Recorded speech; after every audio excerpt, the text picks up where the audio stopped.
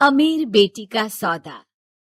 अमीर बाप की बेटी शिल्पी को मुकेश पसंद होता है, लेकिन दोनों के बीच हैसियत की दीवार खड़ी होती है। और फिर कहीं नौकरी कर लो ना, क्या हमेशा ये लोहे की सलाखों के पीछे भागते रहते हो? कितनी मेहनत करते हो। शिल्पी, नौकरी से कुछ नहीं होगा। तुम लोगों की हैसियत तक पहुंचना है तो अपना ही बिजनेस करना पड़ेगा, वरना तुम्हारे पापा किसी और से तुम्हारी शादी करवा देंगे। अच्छा, ऐसे किससे करवा देंगे? मैं तो तुमसे ही शादी करूंगी। बोल दिया तो बोल दिया, बस। मुकेश उस बेचारी को समझाता भी तो क्या। दुनिया के रीति रिवाजों से काफी दूर थी शिल्पी। भले ही बड़े बाप की बेटी, लेकिन सादगी इतनी कि क्या कहना। बेटा शिल्पी, कल तुमको देखने लड़के वाले आने वाले हैं, तैयार रहना। मैंने तुम्हारी माँ को समझा दिया है। घर के सारे नौकर चाकर को वो समझा देगी कि स्वागत कैसे करना है। कैसी बात कर रहे हैं पापा? मैं तो मुकेश से प्यार करती हूँ, उसी से शादी करूंगी। मैंने आपको बताया था ना। मुकेश किसका बेटा है? वो स्टील किंग सिंघानिया का, या वो जो बड़े ज्वेलरी वाले हैं मेहता, उनका? नहीं नहीं पापा, अ, वो अपना ही काम करता है, लेकिन एस्टेब्लिश नहीं है अभी। पापा, वो आपके पास तब आएगा जब कुछ बन जाएगा। आप प्लीज थोड़ा सा वक्त दे दीजिए। पिता को शिल्पी की बात पर गुस्सा आ जाता है। वो उससे कुछ नहीं कहते और शिल्पी की माँ के पास जाते हैं। ये संस्कार देकर बड़ा किया तुमने शिल्पी को, और कैसे मैं किसी भिखारी के साथ उसकी शादी कर दूं? कौन है ये मुकेश? मैं जानती हूँ, बड़ा ही होनहार लड़का है। शिल्पी से बहुत प्यार करता है और शादी करना चाहता है। अरे ऐसे कैसे मैं किसी से भी अपनी बेटी की शादी कर दूं? कोई भी उठकर आए और कहे कि मैं शादी करना चाहता हूं तो मैं शादी कर दूं? कान खोल कर सुन लो, कल उसे अच्छे से तैयार कर देना, क्योंकि जो लड़का मैंने देखा है शिल्पी के लिए, वो करोड़पति घर का बेटा है, समझी? लाख मना करने पर भी शिल्पी को उस लड़के से मिलवाया जाता है जो उसके पिता ने उसके लिए देखा था। देखिए, मैं किसी और से प्यार करती हूँ और उसी से शादी करूंगी। ये तो बहुत अच्छी बात है कि तुम किसी और से प्यार करती हो, क्योंकि मैं भी किसी और से प्यार करता हूँ। लेकिन शादी तो हम दोनों को ही करनी होगी, जानती हो ना, ये बिजनेस और ये सारा कुछ। शिल्पी को समझ में नहीं आता कि वो क्या कह रहा है, लेकिन वो समझ जाती है कि वो लड़का भी किसी और से प्यार करता है। पिताजी, वो भी कह रहा था कि वो किसी और से प्यार करता है। हाँ तो करने दो ना, हमने तो नहीं रोका। तुम अपना देखो, शादी के लिए हाँ कर गया है वो। लेकिन क्यों? अरे वो और मैं दोनों ही एक दूसरे से प्यार नहीं करते, फिर शादी क्यों कर ले? पापा, एक बार सिर्फ मेरे कहने पर आप मुकेश से मिल ले। पिता शिल्पी के कहने पर फॉर्मेलिटी के लिए ही सही, लेकिन मुकेश को घर बुला लेते हैं। देखो, ज्यादा वक्त नहीं दे पाऊंगा। ये बताओ कि शादी के बाद कहाँ रखोगे उसे? 2 कमरे के मकान में? नहीं सर, मैंने 2 साल के बाद का सारा प्लान कर लिया है। मैंने आयरन इंडस्ट्री खड़ी करने के लिए पूरा ब्लूप्रिंट तैयार किया है। मेरी खुद की जगह है दादाजी की। बस थोड़ा फंड का अरेंजमेंट हो जाता तो काम शुरू कर देता। अच्छा, मतलब तुम यहाँ फंड रेज करने आए हो? मुकेश समझ जाता है कि उसके पिता शिल्पी की शादी उससे कराने के मूड में नहीं है। फंड आप कभी दे भी नहीं पाएंगे मुझे तो सिर्फ शिल्पी चाहिए। मैं उसके बिना नहीं रह सकता सर। मैं उसे बहुत खुश रखूंगा। वो तो हर पति का धर्म होता है। वो तो मैं किसी से भी उसकी शादी करा दूं, वो उसे खुशी रखेगा। लेकिन देखो, मैं ज्यादा बात को घुमाना नहीं चाहता। वो बड़े घर की लड़की है, उसे काम काज की आदत नहीं। अभी वो समझ नहीं रही, लेकिन तुम तो समझो। मैं किसी भी हालत में शिल्पी की शादी तुमसे नहीं करवा सकता। मुकेश पिता से लाख मन्नतें करता है, लेकिन वो नहीं मानते। शिल्पी की शादी उस अमीर लड़के से हो जाती है। शादी के बाद क्या हम लोग मेरी माँ के घर चले? मुझे उन लोगों की बहुत याद आ रही है। हाँ हाँ, जाओ जाओ। वैसे भी आज मैं अपनी गर्लफ्रेंड के साथ मसूरी जा रहा हूँ, तुम जा सकती हो। कैसी बात कर रहे हैं? अब हम लोगों की शादी हो गई है, आप कैसे किसी और लड़की के साथ जा सकते हैं? अरे मैंने तो तुम्हें शादी के पहले ही बता दिया था कि मेरी कुछ गर्लफ्रेंड्स है।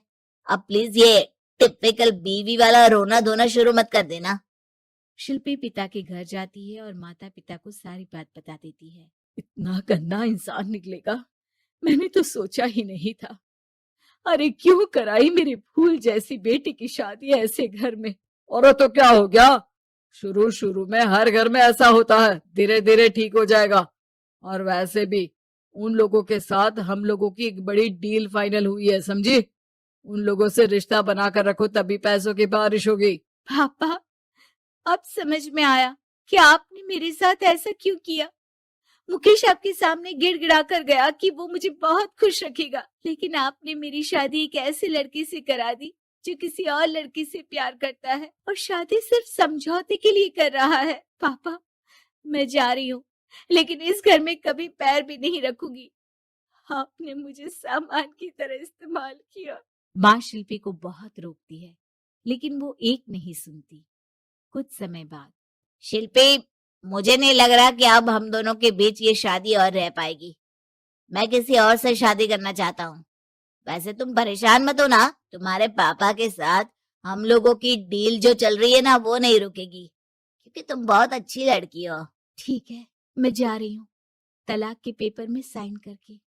लेकिन एक शर्त है, मैं कहाँ गई ये बात मेरे पिता तक नहीं पहुंचनी चाहिए। शिल्पी घर छोड़कर चली जाती है। वो एक नौकरी करती है और अपना जीवन खुद संभालती है। लेकिन एक दिन, शिल्पी जी, आपसे मालिक मिलना चाहते हैं। मुझसे क्यों? शिल्पी मालिक के कमरे में जाती है, जहां सामने मुकेश होता है। अरे आपको देखकर बहुत खुशी हुई, बहुत बड़े आदमी बन गए। थैंक्स, पर तुम्हें नौकरी करने की क्या जरूरत पड़ गई? मैंने तो सोचा भी नहीं था कि तुम मेरी शिल्पी होगी। तभी वहां शिल्पी के पिता आ जाते हैं। शिल्पी, तुम्हारे बारे में माँ से पता चला। घर चलो बेटा, मुझे माफ कर दो। मुकेश, मैं यहाँ अपनी कंपनी के काम के लिए आया हूँ। तुम्हारी कंपनी की डील अगर हमें नहीं मिली तो हम बर्बाद हो जाएंगे। वैसे अब तुम चाहो तो शिल्पी की शादी मैं तुमसे कराने को तैयार हूँ। बस करिए पापा, ये क्या सौदा लगा रखा है आपने। जिस कंपनी से आपकी डील हो, अपनी बेटी की शादी उसी के घर करा देते हैं। शिल्पी मुकेश से माफी मांगती है और वहां से जाने लगती है कि मुकेश उसे रोक लेता है। रुको शिल्पी, ये सब कुछ तुम्हारे लिए है। ये कंपनी, ये नाम सिर्फ तुमसे शादी करने के लिए ही खड़ा किया था। मैं आज भी तुमसे बहुत प्यार करता हूँ।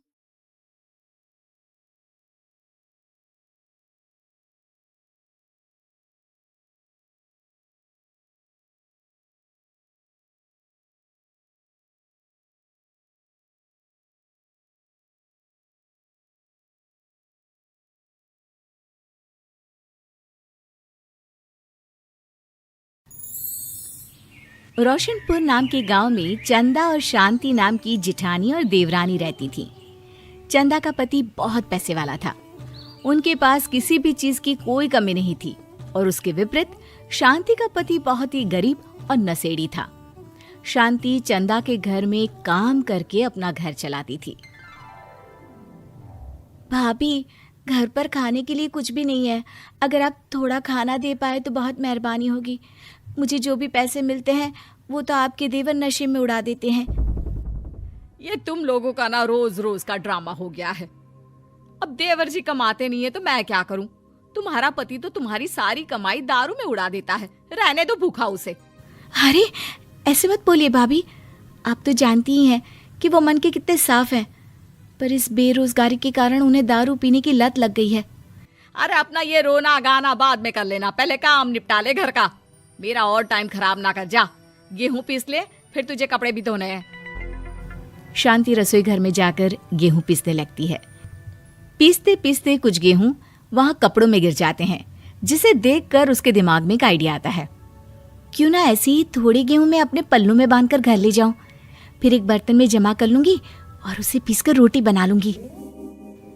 कुछ दिन तो ऐसे ही चलता रहा, मगर फिर एक दिन चंदा ने शांति को ऐसा करते हुए देख लिया।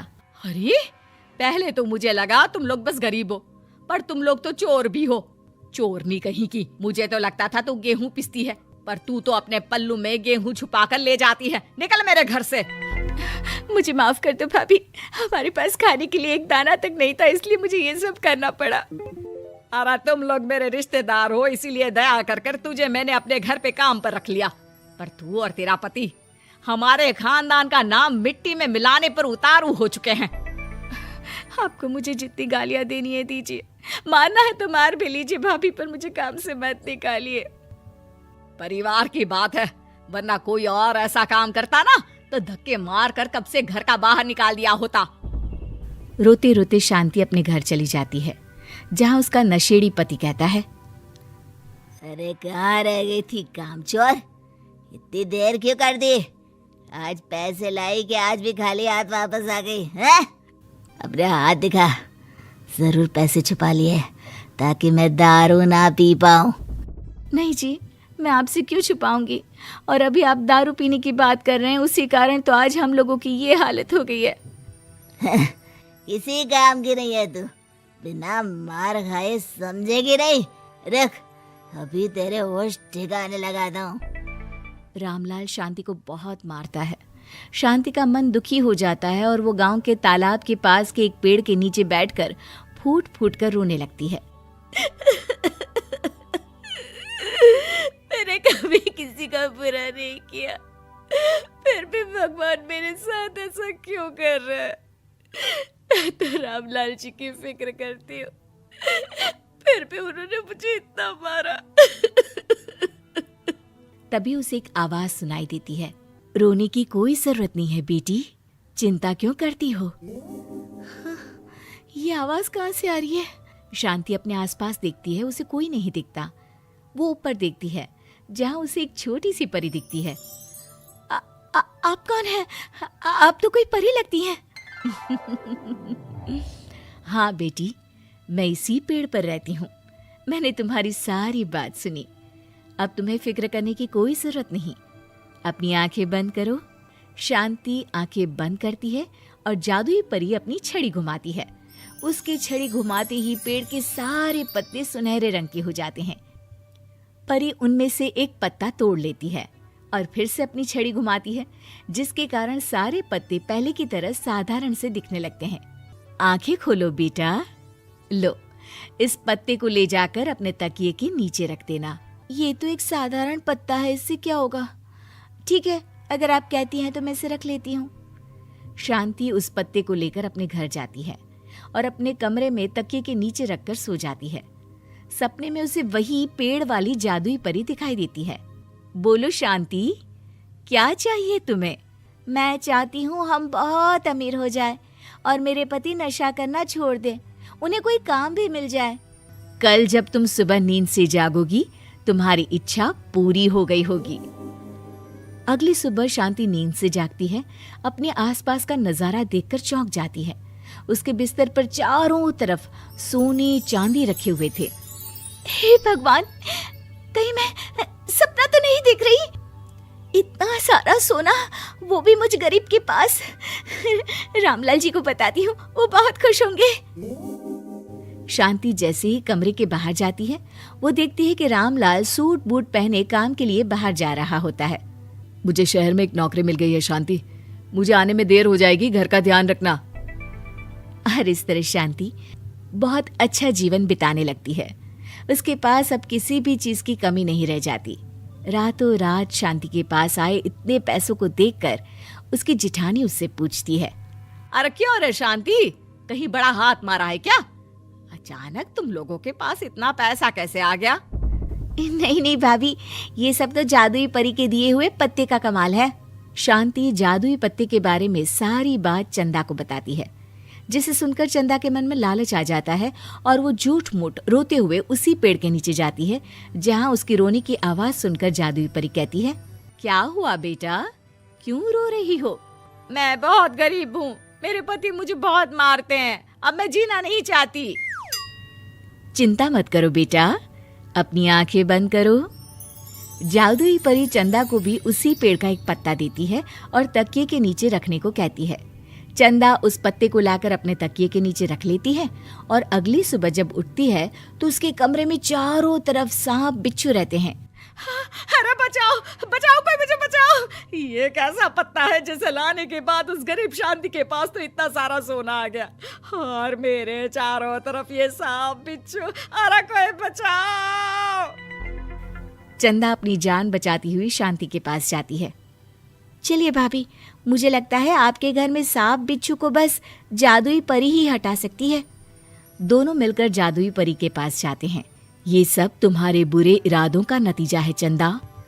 तुम झूठ मूठ बस पैसे के लालच के कारण यहाँ आकर रो रही थी, इसीलिए तुम्हें जादुई पत्ते ने उसकी सजा दी। अरे मुझे माफ कर दीजिए जादुई परी, मेरे मन में लालच आ गया था। अरे शांति, तुम भी मुझे माफ कर दो, मैंने तुम्हारे साथ बहुत गलत किया है, फिर भी तुम मेरी मदद के लिए आई। चंदा को अपनी गलती का एहसास हो जाता है, इसलिए जादुई परी उसके घर से सारे सांप बिच्छू को गायब कर देती है। चंदा और शांति आपस में मिलजुल कर रहने लगती हैं।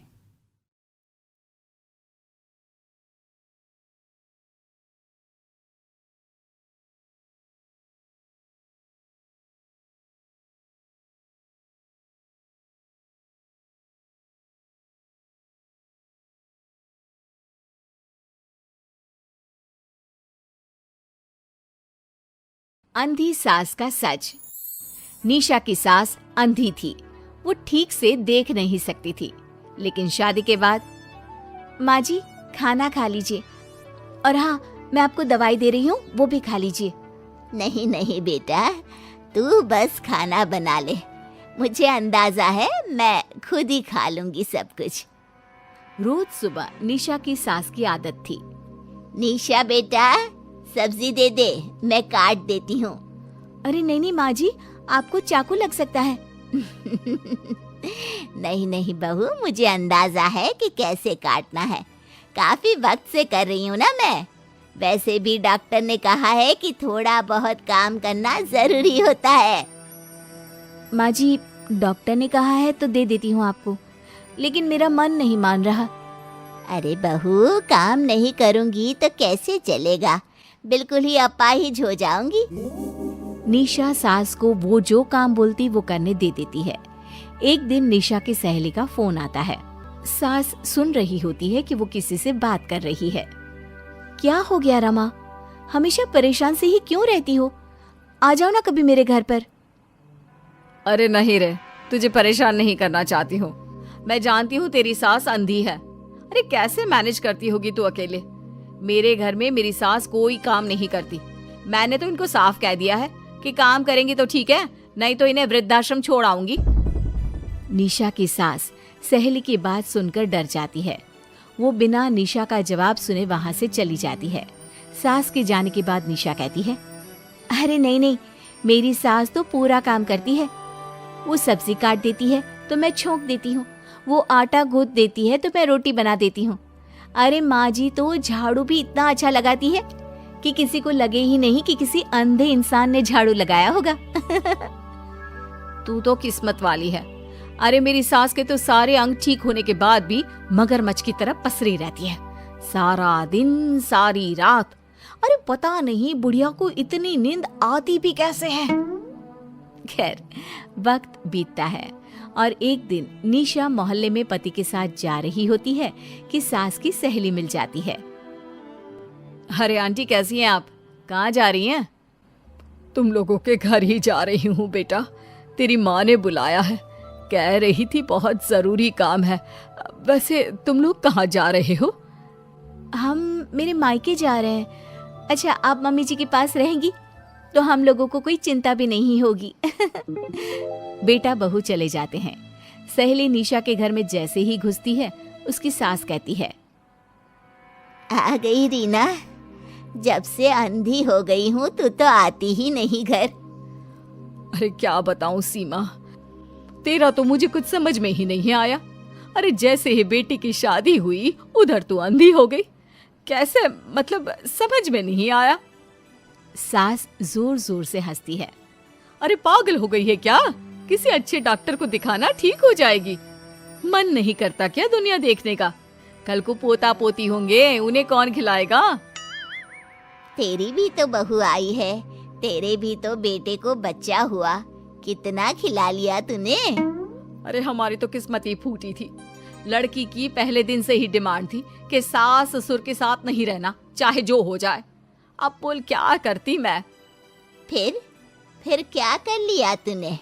दोनों आंखें होने के बाद भी परेशान ही है ना? हाँ, पर चल कम से कम दुनिया देख तो रही हूँ ना, तेरी तरह अंधी तो नहीं हो गई। निशा की सास शांत हो जाती है। उनकी आंख से आंसू गिरने लगते हैं। अरे अरे रो मत, क्यों रो रही है? वैसे भी दुनिया में ऐसा कुछ नहीं है कि जो देखा जाए। चालाक बहुएं और ऊपर से वो बेटे जिन्हें बचपन से सीने से चिपका कर पाला, वो भी बीवियों के कहने पर माँ से लड़ पड़ते हैं। तेरी गुलाबी रंग की साड़ी बहुत अच्छी लग रही है, और ये जो चश्मे का फ्रेम है ना, जच रहा है तुझ पर। सहेली शांत हो जाती है। मतलब तू अंधी नहीं है, तू देख सकती है। हाँ, तू मेरी सबसे खास सहेली है, इसलिए बता रही हूँ। मैं ठीक हूँ, बिल्कुल ठीक। अरे तो फिर अंधी होने का नाटक क्यों कर रही है? दुनिया देख ली है मैंने, देखा है मैंने कैसे सास को देखकर बहुएं रंग बदलती है। मैं अपने बेटे के बिना नहीं रह सकती। पति का साया तो पहले ही उठ गया, बेटे को बहू ले गई तो क्या करूंगी? सारा काम कर देती हूँ, वो इसी में खुश है। सहेली निशा की सास को गले लगा लेती है। लेकिन झूठ बोलकर कब तक? अरे कब तक ऐसे रहेगी? थोड़ी ही देर में बाहर से बेटा बहू के आने की आवाज आती है। बस चुप कर, जो मैं कर रही हूँ बस साथ दे मेरा, नहीं तो। बहू घर पर आती है। सामने 2 कप में चाय, शादी के एल्बम और कुछ खाने पीने का सामान रखा था। माँ जी, कुछ खाया आपने? खाना क्या है बहू, बस चाय पी है। सब्जी दे दे, मैं काट देती हूँ, रात के खाने की तैयारी हो जाएगी। अरे नहीं माँ जी, मैं खाना बना लूंगी, आप आंटी के साथ बैठिए ना। बहू सारा खाना बनाकर सास को आवाज देती है और सभी बैठकर खाना खाते हैं। माँ जी, ये लीजिए, कटहल खा लीजिए, ये कह रहे थे कि आपको बहुत पसंद है। हाँ हाँ, ला दे। बहू सास को रोटी का डिब्बा पकड़ाती है, लेकिन सास नहीं पकड़ती। वो कटहल देना बहू। बहू जल्दी से सास को कटहल दे देती है। अगले रोज फिर सास झाड़ू लगा रही होती है कि बहू कहती है, माँ जी, आप ठीक से झाड़ू नहीं लगा रही, पीछे देखिए कितना सारा कचरा फैला हुआ है, लाइए मैं लगा देती हूँ। सास डर जाती है और पीछे देखती है। कहाँ बहू? अरे कहीं तो नहीं है कचरा, देख। नहीं माँ जी, आप देख नहीं सकती ना, इसलिए आपको नहीं दिखा। बहू सास से झाड़ू लेकर सारे घर में झाड़ू लगा देती है। सास अब जो काम करने जाती, बहू उनसे छीन लेती। क्या बात है बहू, आजकल तुम मुझे कोई काम क्यों नहीं करने देती? माँ जी, काम ही क्या है, हम 3 लोगों के लिए खाना और 2 कमरे की घर की सफाई, ये तो मैं आसानी से कर सकती हूँ। सास को समझ में नहीं आता कि आखिर बहू ऐसा क्यों बोल रही है। वो कुछ दिनों तक सब देखती है और फिर एक दिन बहू की सहेली आती है।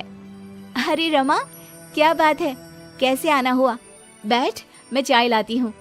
अरे नहीं नहीं निशा, तू सहेली से बात कर, मैं ले आती हूँ चाय।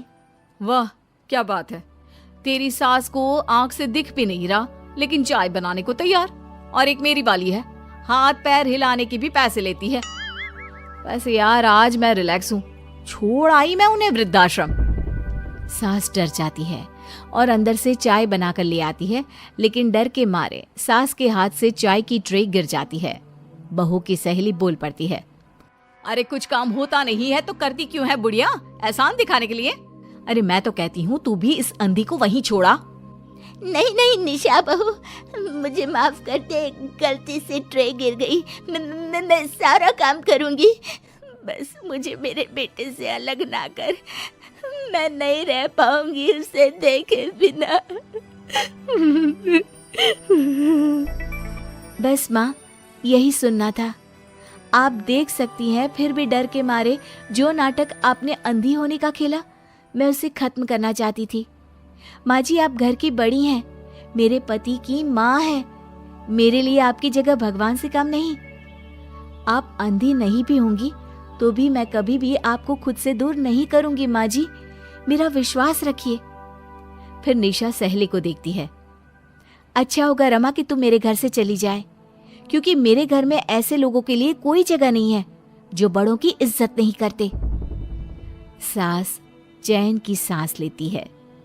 जीती रहे बहू, जीती रहे।